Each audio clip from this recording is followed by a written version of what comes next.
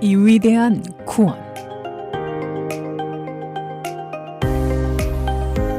크로스포인트 주니어 처치에서 전해드리는 이 시간, 담당의 Darin Pantley 형제입니다. Hello, this is Darin Pantley from Point Bible Church. Are you familiar with Thomas from the Bible? Infamously known as Doubting Thomas, one of Jesus' 12 disciples? Even non-Christians will sometimes say, "Don't be a doubting Thomas." I found 13 dictionaries that include definitions for doubting Thomas, including Merriam-Webster, Cambridge English Dictionary, the American Heritage Dictionary of the English Language, and many others. And that's not even including the crowdsourced resources, like Wikipedia or Urban Dictionary, which include it too. Apparently the name Thomas means twin in Aramaic, so anyone who spoke Aramaic would call him Thomas. But people speaking Greek would call him Didymus, because that's how you say it in Greek. They both mean twin.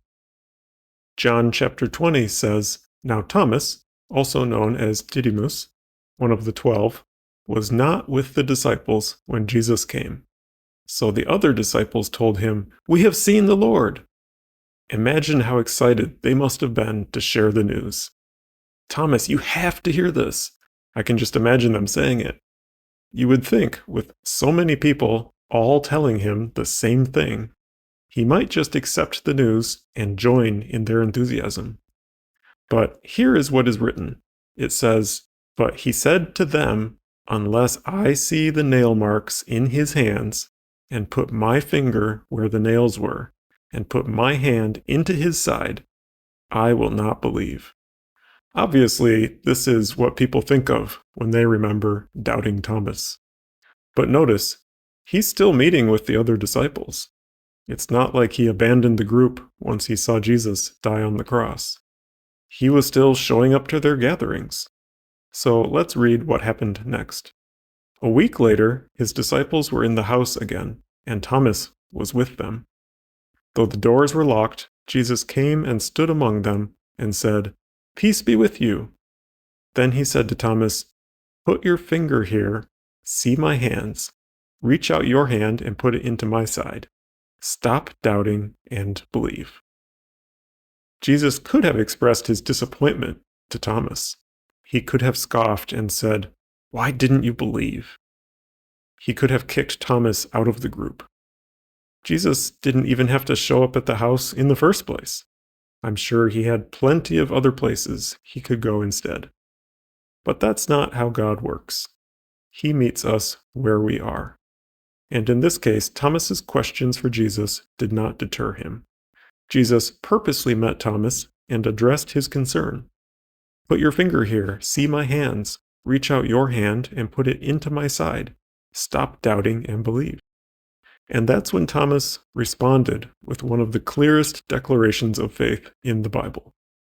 Thomas said to him, "My Lord and my God." Then Jesus told him, "Because you have seen me, you have believed. Blessed are those who have not seen and yet have believed." So is Doubting Thomas really the best name for him? Sure, he had questions, but wouldn't you if you were in his shoes? Maybe we can call him Curious Thomas, for wondering if someone could prove that Jesus had risen from the dead. Or we can call him Persistent Thomas, for still showing up to the meetings with the other disciples, even though he had some doubts. Or Questioning Thomas, for obvious reasons. The biggest takeaway here is that Jesus showed up and made it clear. It was okay for Thomas to have questions, because he had answers. Thomas didn't need to stay a doubting Thomas forever. Jesus envisioned a future for him where he could live as Thomas the believer.